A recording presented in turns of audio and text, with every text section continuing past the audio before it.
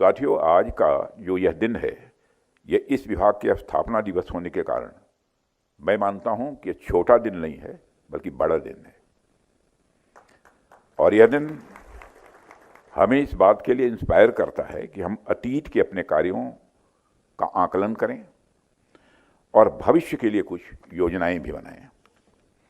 जैसा कि हम सब जानते हैं, डिफेंस अकाउंट डिपार्टमेंट हमारी आर्म्ड फोर्सेस और एलाइड ऑर्गेनाइजेशंस के फाइनेंशियल मैनेजमेंट में बहुत ही महत्वपूर्ण भूमिका निभाता है और डिपार्टमेंट द्वारा प्रदान की गई फाइनेंशियल एडवाइस और आपके द्वारा किया गया ऑडिट, अकाउंटिंग और बजट मैनेजमेंट एक तरफ तो डिफेंस सर्विसेज की फाइनेंशियल हेल्थ को इंश्योर करती है, तो वहीं दूसरी तरफ आप लोग ऑपरेशनल रेडीनेस को भी इंश्योर करते हैं। जाहिर सी बात है, सारी चीज़ें करते हुए इफ़िशियंसी और ट्रांसपेरेंसी बनाए रखना भी ये बहुत ही आवश्यक होता है। और एफिशिएंसी और ट्रांसपेरेंसी के लिए इंफॉर्मेशन टेक्नोलॉजी एक बड़ी एनेबलर की भूमिका निभा सकती है। साथियों, डिफेंस अकाउंट डिपार्टमेंट ने इंफॉर्मेशन टेक्नोलॉजी जैसी मॉडर्न अप्रोच को अपनाने में हमेशा ही अपनी तरफ से तत्परता दिखाई है। और जैसा मुझे बताया गया है कि डिजिटल इंडिया अभियान के तहत ई रक्षा आवास परियोजना का व्यापक स्तर पर प्रयोग किया गया है और इसके अलावा निधि 1.0 और निधि 2.0 में अपग्रेड कर दिया गया है और टुलिप 1.0 को टुलिप 2.0 में अपग्रेड का प्रोसेस चल रहा है और मैं मानता हूं कि यदि प्रोसेस चल रहा है तो यह भी शीघ्र ही पूरा हो जाएगा। विभाग द्वारा ज्ञान साथी नामक एक आर्टिफिशियल इंटेलिजेंट चैटबॉट भी इन हाउस ही डेवलप किया गया है जिससे डॉक्यूमेंट्स की सटीक जानकारी मिलेगी। और आपके डीजी ने भी अभी अपने संबोधन में भी बतलाया है। इन तमाम प्रोग्रेसिव रिफॉर्म्स के लिए मैं डीएडी को अपनी तरफ से हार्दिक बधाई देता हूं। साथियों, आप सब जानते हैं किसी भी राष्ट्र की फाइनेंशियल फाउंडेशन कितनी मजबूत है, उससे उस राष्ट्र की मजबूती दिखती है। फाइनेंस किसी भी देश की जीवन रेखा होती है। जिस प्रकार हमारे शरीर में रक्त का संचार निरंतर बना रहना चाहिए, उसी प्रकार राष्ट्र की गवर्नेंस और उसकी डिफेंस मशीनरी को सुचारू रूप से चलाने के लिए फाइनेंशियल फ्लो भी उतना ही अनिवार्य है। और रक्षा क्षेत्र के संदर्भ में इस फाइनेंशियल फ्लो को बनाए रखने का काम यदि किसी के द्वारा किया जा रहा है तो आप सबके द्वारा किया जा रहा है। मुझे बताया गया है कि कल तक यानी 30 सितंबर तक कैपिटल बजट का 50% एक्सपेंडिचर बुक कर लिया गया है। मैं इस उपलब्धि के लिए defence secretary Shri Rajesh Kumar Singh, financial adviser defence services और आपकी पूरी टीम को हार्दिक बधाई देता हूं। और मैं मानता हूं कि निश्चित रूप से यह एक अच्छा शाइन है और इसके लिए आप सभी बधाई के पात्र हैं। और जिस तरीके से पिछले फाइनेंशियल ईयर में इस बजट की 100% यूटिलाइजेशन आप लोगों ने इंश्योर किया है, मुझे पूरा विश्वास है कि इस फाइनेंशियल ईयर में भी आप लोग पूरी कुशलता के साथ यह काम भी पूरा करेंगे।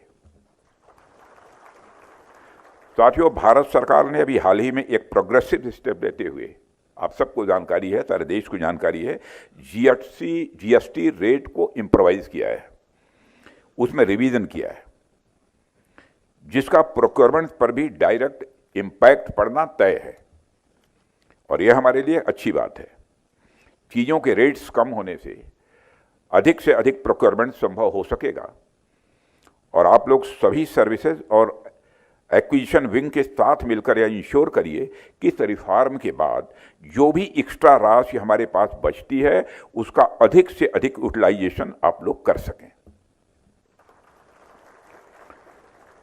साथियों, डीएडी एक अकाउंटिंग ऑर्गेनाइजेशन के साथ साथ राष्ट्र की इकोनॉमिक साइकिल को सुचारू रूप से बनाए रखने वाला एक ऐसा इनेबलर है जो ये इंश्योर करता है कि बजट एलोकेशन से लेकर फाइनल एक्सपेंडिचर तक हर प्रक्रिया स्टेबल और ट्रांसपेरेंट हो।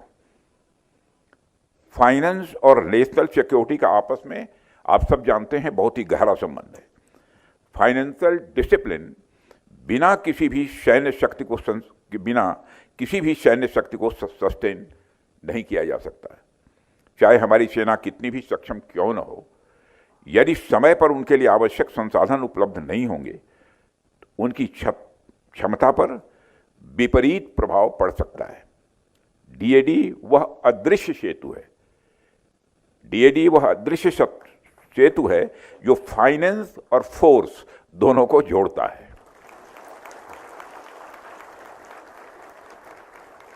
और मुझे विश्वास है कि आप सभी इस जिम्मेदारी को आगे भी इसी कमिटमेंट के साथ निभाते रहेंगे तथा इस डेडिकेशन और कमिटमेंट के साथ राष्ट्र की सेवा आप सबके द्वारा की जाती रहेगी। साथियों, ऑपरेशन सिंदूर में पूरी दुनिया ने देखा किस तरह से हमारी सेनाओं ने एक ऐतिहासिक और निर्णायक विजय हासिल की है। और हमने अपनी सेनाओं का शौर्य देखा, उनका पराक्रम देखा, लेकिन हमारी सेनाओं के शौर्य के पीछे जो पावर्स होती है उसमें डीएडी का भी एक बहुत बड़ा रोल होता है। पीस टाइम में तो पेंशन्स और वेलफेयर स्कीम में आपकी भूमिका तो रहती ही है, लेकिन वार टाइम में आप लोग रिसोर्सेस के यूटिलाइजेशन में तथा वार प्रिपेयर्डनेस में जो भूमिका निभाते हैं उसके लिए आप सब बधाई के पात्र हैं। जहाँ तक मुझे याद है कि मैं लगभग हर वर्ष आपके स्थापना दिवस पर आप सबके बीच आता रहता हूँ। जब से रक्षा मंत्री हूँ तब से आते रहा हूँ ना। आप सबसे मुलाकात भी होती है और आप सबसे थोड़ी बहुत बातचीत भी होती है, और मेरा यह प्रयास रहता है जब भी मैं आपसे मिलूं तो आपके विचारों को सुनूं और कुछ अपने विचार भी आप सबके सामने यहाँ रखूं। अब मुझे याद आ रहा है कि मैंने पिछले वर्षों में भी कई परफॉर्मेंस ऑडिट की बात की है, कभी मार्केट इंटेलिजेंस की बात की है और कभी फेसलेस ट्रांजैक्शंस की भी बात की है, तो कभी इससे आगे बढ़कर हमारे डिफेंस बजट को इकोनॉमिक्स के एक ब्रांच के रूप में स्टडी करने की भी बात कही है। और मैं जानता हूं कि इनमें से कई सुझावों पर आप सब ने काम किया भी है और कई सुझावों पर आप काम कर भी रहे हैं। और इसी क्रम में मैं आपसे आज कुछ और बातें भी करना चाहूँगा और साथ ही ये चाहूँगा भी कि जहाँ तक संभव हो आप उन सुझावों के ऊपर विचार करें।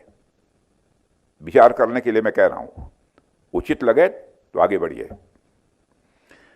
साथियों, जिस तरह से हमारे आसपास चीज़ें बदल रही हैं उसे देखते हुए रक्षा के क्षेत्र में हमारी रिक्वायरमेंट्स भी बड़ी तेजी से बढ़ रही है। इसलिए रक्षा बजट का भी लगातार विस्तार हो रहा है। आज प्रतिवर्ष चाहे वो एक्विजिशन का बजट हो या फिर सस्टेनेंस का हो या फिर पे, अलाउंसेज और पेंशन्स का, इन सब में हमें लगातार बढ़ोतरी देखने को मिल रही है। और जाहिर सी बात है यह बढ़ोतरी आगे भी जारी रहने वाली है। इसके साथ ही यह भी स्वाभाविक है कि जब हमारा बजट बढ़ेगा तो आपका काम भी बढ़ेगा। इसका मतलब यह नहीं कि आपके द्वारा नहीं सोचा जाना चाहिए बजट न बढ़े। बजट बढ़ेगा तो काम भी बढ़ेगा और वो अपने आप में एक चुनौती है। इस चुनौती के अलावा रक्षा मंत्रालय में ईयर ऑफ रिफॉर्म्स के अंतर्गत जो नए बदलाव आ रहे हैं जो डिफेंस अकाउंट से रिलेटेड हैं, वह बदलाव भी आपके सामने एक चुनौती की तरह खड़े हैं। इसका एक उदाहरण मैं आपको यहाँ देना चाहूँगा। बीते वर्षों में हमने रिसर्च एंड डेवलपमेंट में अच्छा खासा इन्वेस्टमेंट किया है, लेकिन यह भी एक सच्चाई है कि रिसर्च एंड डेवलपमेंट से जुड़े हुए इन्वेस्टमेंट का जो रिटर्न होता है वह अपने आप में बड़ा अनसर्टेन होता है। इस सच्चाई को स्वीकार करना पड़ेगा। कई बार आप जो इन्वेस्टमेंट करते हैं उसका डायरेक्ट रिटर्न आपको मिल जाता है और कई बार उसका रिटर्न नहीं मिलता है। यह बातें सिर्फ डिफेंस सेक्टर पर ही लागू नहीं होती, बल्कि किसी भी क्षेत्र पर ही लागू नहीं होती, बल्कि किसी भी क्षेत्र में आपका रिसर्च एंड डेवलपमेंट करेंगे तो उसका क्या रिटर्न आपको मिलेगा, यह बिल्कुल अनसर्टेन है। लगभग अनसर्टेन नहीं है, बल्कि मैं मानता हूं बिल्कुल अनसर्टेन है। कहा नहीं जा सकता क्या होगा। दूसरी तरफ जिस तरह से मॉडर्न वारफेयर आज टेक्नोलॉजी ओरिएंटेड होता जा रहा है, यह अविश्वसनीय है। आज के युद्ध में नई नई प्रकार की टेक्नोलॉजी ने बड़े स्तर पर एक सरप्राइज एलिमेंट के रूप में काम किया है। यह हमारे लिए भी एक कंसर्निंग सिचुएशन पैदा कर सकती है, क्योंकि यह तो जाहिर सी बात है, आज के टाइम पर जो मॉडर्न टेक्नोलॉजी इस वारफेयर में यूज हो रही है वह रिसर्च एंड डेवलपमेंट पर ही बेस्ड है, और वर्षों की रिसर्च के बाद उन टेक्नोलॉजीज को डेवलप किया गया है। इसलिए रिसर्च एंड डेवलपमेंट को तो इग्नोर किया ही नहीं जा सकता, और हमारे यहाँ भी स्थितियाँ ऐसी ही हैं।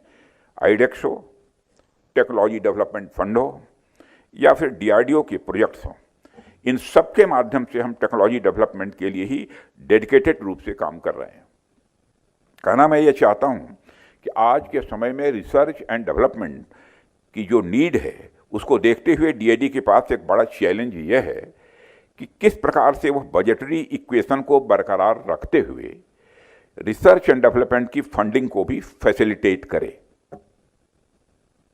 वैसे तो आप सब इस दिशा में पहले से ही काम कर रहे हैं, लेकिन आज मैं यह इसलिए बोल रहा हूं क्योंकि अब यह समय की मांग है कि हम भारत में एक ऐसा इनोवेटिव इकोसिस्टम तैयार करें जो research and development based technology को हमारे डिफेंस सेक्टर में बढ़ावा दे।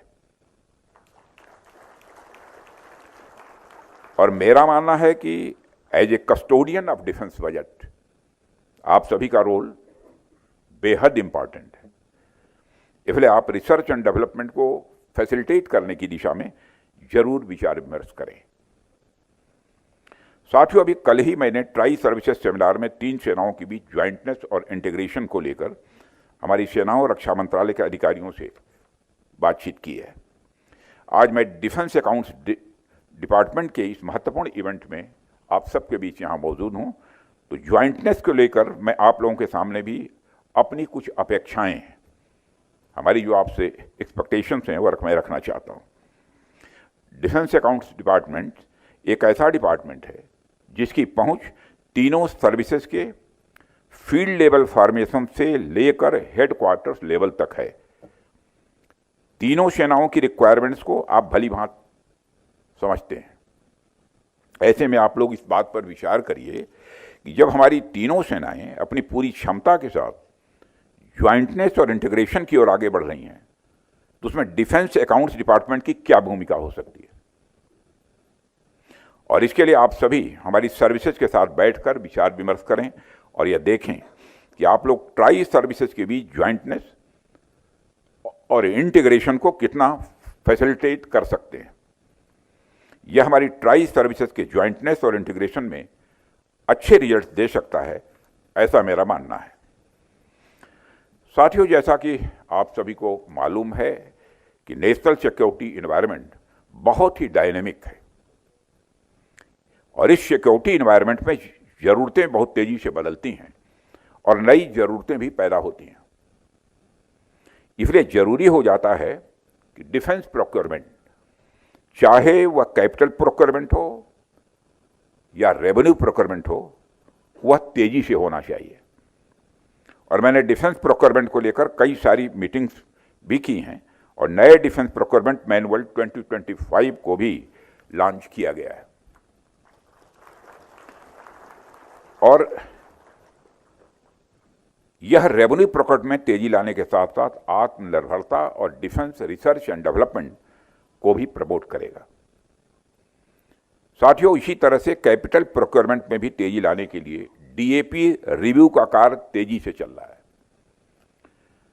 और कार्य किया जा रहा है। लेकिन मैं समझता हूं कि सिर्फ डॉक्यूमेंट में रिवीजन करने से प्रोक्योरमेंट में तेजी नहीं आएगी। इन हम सभी को एक सेंस ऑफ अर्जेंसी के साथ काम करना पड़ेगा। और यह सब बातें मैं यहाँ इसलिए कह रहा हूँ कि पिछले कुछ समय में हमें इमरजेंसी प्रोक्योरमेंट की ज़रूरत पड़ी है। ऐसे में आप लोग यह देखें और जहाँ ज़रूरत हो सर्विसेज और एक्विजिशन विंग के साथ बैठकर विचार विमर्श भी करें और प्रोविजंस को इस प्रकार स्ट्रीमलाइन करें कि आने वाले समय में इमरजेंसी प्रोक्योरमेंट की ज़रूरत ही न पड़े। क्या हो सकता है, आप लोग विचार करिए। मैंने एक विषय आपके सामने रख दिया। साथियों, एक और बात मैं यहां कहना चाहूंगा। मेरे सुझाव पर सीजीडीए ने 2 मार्केट इंटेलिजेंस रिपोर्ट्स जारी किए। इन रिपोर्ट्स में जेम प्रोक्योरमेंट्स के बेस पर रक्षा बजट के आर्थिक प्रभाव का आकलन किया गया है और एक अच्छी शुरुआत है। मेरा मानना है कि संपूर्णा के लागू होने के बाद यह आर्थिक विश्लेषण और भी व्यापक और रियल टाइम बेसिस पर एक ऑटोमेटेड सिस्टम के जरिए किया जाएगा। और हाल ही में हुई कंट्रोलर्स कॉन्फ्रेंस में मैंने एक विजन डॉक्यूमेंट भी जारी किया था। उसमें डिफेंस, फाइनेंस एंड इकोनॉमिक्स के क्षेत्र में डीएडी को एक सेंटर ऑफ एक्सलेंस की तरह खुद ही स्थापित करने का लक्ष्य भी रखा गया था। इसलिए मेरा यह सुझाव है कि सीजीडीए रक्षा बजट से जुड़े डिफेंस, फाइनेंस और इकोनॉमिक्स से संबंधित सेक्टोरल रिपोर्ट तैयार करे जिसे भारत के इकोनॉमिक सर्वे में शामिल किया जा सके।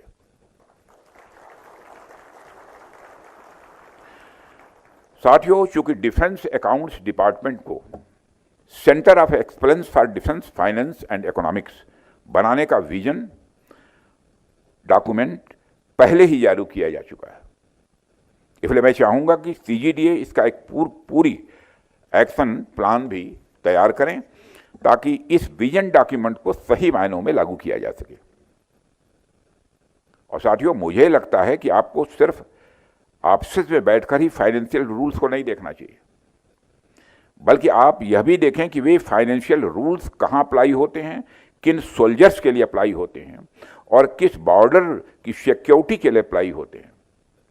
वहां पर भी यदि ग्राउंड पर जाकर आप चीजों को देखें कि हमारे सोल्जर्स कितनी कठिन परिस्थितियों में काम करते हैं,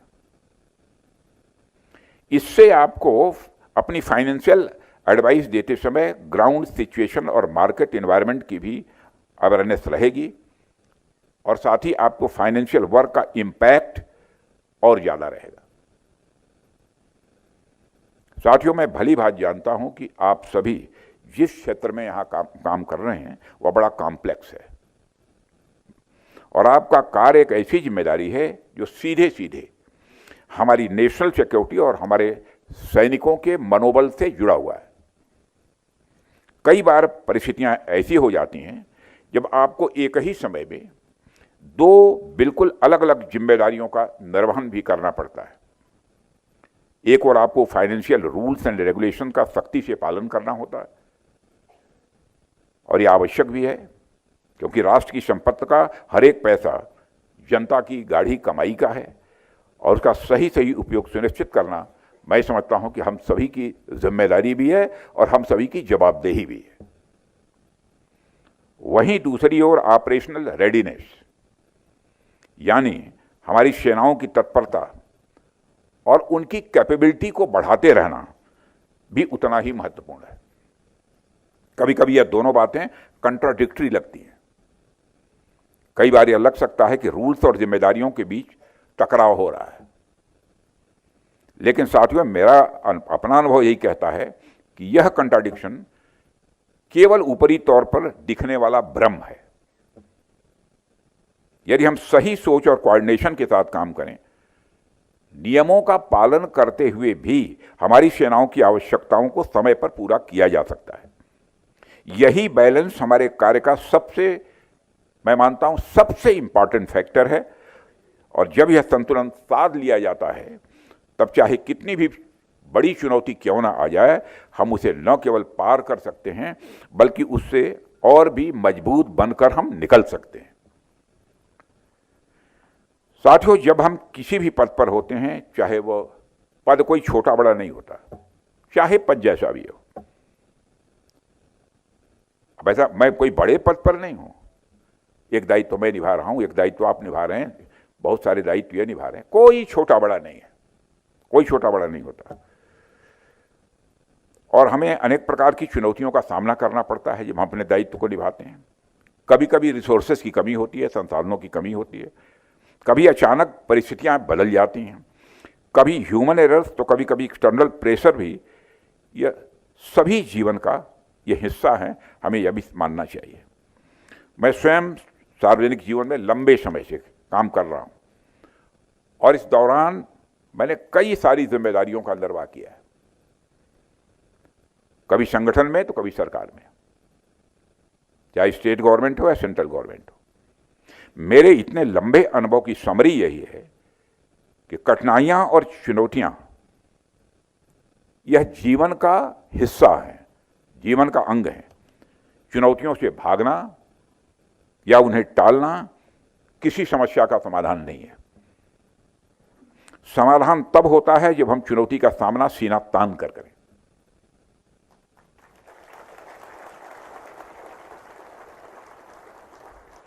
और एक समय ऐसा ही बड़ा चैलेंज, मैं मुख्यमंत्री नहीं बल्कि मंत्री था, शिक्षा मंत्री, तब मेरे सामने आया था। चारों तरफ से हताशा ही हताशा दिख रही थी, फिर भी मित्रों मैंने घुटना नहीं टेका। और यह तभी संभव है जब यह स्पष्ट है कि हमारा आंतरिक लक्ष्य यानी अल्टीमेट गोल क्या है। यह मालूम है कि हम किस लिए अपना काम कर रहे हैं। चाहे कितनी भी बड़ी चुनौती हो, उस चुनौती पर हम विजय प्राप्त करके रहेंगे, दुनिया की कोई ताकत नहीं रोक सकती है। बड़े से बड़े पदों पर बैठा हुआ व्यक्ति भी उसे नहीं रोक सकता है। यदि हमारा अंतिम लक्ष्य राष्ट्र की सेवा और देशवासियों के कल्याण से जुड़ा हो तो कोई भी कठिनाई हमें हरा नहीं सकती है। और आप सबको भी यह लक्ष्य सामने रखकर बिल्कुल फर्म होना चाहिए। साथियों, हम सबको अपने मन में यह बात बहुत स्पष्ट रखनी चाहिए कि हम जो भी काम कर रहे हैं वह केवल काम करने के लिए काम न हो, यह केवल एक ड्यूटी या प्रोफेशन न हो, यह हमारे लिए सेवा हो, साधना हो। और सेवा और साधना जो होती है वह केवल इंसान की ही सेवा नहीं होती है, वो परमात्मा की भी सेवा होती है। हमें यह समझना होगा कि हमारा हर डिसीजन सीधे सीधे हमारे जवानों की सुरक्षा, उनके मनोबल और हमारे राष्ट्र की शक्ति से जुड़ा हुआ है और राष्ट्र के स्वाभिमान से जुड़ा हुआ है। मुझे पूरा विश्वास है कि आपके अंदर यह भावना तो है ही कि आप राष्ट्र उत्थान में अपना योगदान देना चाहते हैं और आप राष्ट्र के उत्थान में अपना योगदान दे भी रहे हैं। लेकिन मैं चाहता हूं कि यह भावना केवल एक सडन मोटिवेशन के रूप में न रहे, बल्कि आपके अंदर स्थायी रूप से इसे इनकलकेट करिए, चित्त में बैठाइए। कभी कभी परिस्थितियों के अनुसार यह भावना कुछ डाइल्यूट भी हो जाती है, हर इंसान की होती है, मैंने ऐसा नहीं कि आपके साथ ही होती है। साथियों, आखिर में मैं केवल यही कहना चाहता हूं कि किसी भी राष्ट्र की शक्ति उसकी सेनाओं के साथ साथ उन लोगों की निष्ठा में भी होती है जो पर्दे के पीछे रखकर उस सेना को मजबूत करते हैं। और आप लोग ये काम कर रहे हैं। आप लोगों की जिम्मेदारियां और आप लोगों का इंपॉर्टेंस दोनों ही बहुत ज़्यादा है। आपका काम आने वाली पीढ़ियों के भविष्य को सुरक्षित करने का काम है। मैं फिर से दोहराना चाहता हूं, आपका काम आने वाली पीढ़ियों को सुरक्षित करने का काम है। आपके भीतर यह विश्वास होना चाहिए कि आप सिर्फ आज का नहीं बल्कि आने वाले कल के भारत को गढ़ रहे हैं। मुझे विश्वास है कि आज जो बातें मैंने आपके सामने रखी हैं और जो भी सुझाव मेरे द्वारा संभव हो सकता है वो आप सबको दिए हैं, आप निश्चित रूप से विचार विमर्श करेंगे और जितना हो सकता है कोशिश करेंगे उस दिशा में आगे बढ़ें। आप सबने मुझे आमंत्रित किया, अपने विचार रखने का अवसर दिया, इसके लिए मैं आप सबको आभारी हूं। और मैं एक बार पुनः डीएडी के स्थापना दिवस की आप सबको हार्दिक शुभकामनाएं देता हूं और साथ ही विजयादशमी, दशहरा और नवरात्र की भी ढेर सारी शुभकामनाएं देते हुए अपना निवेदन समाप्त करता हूं।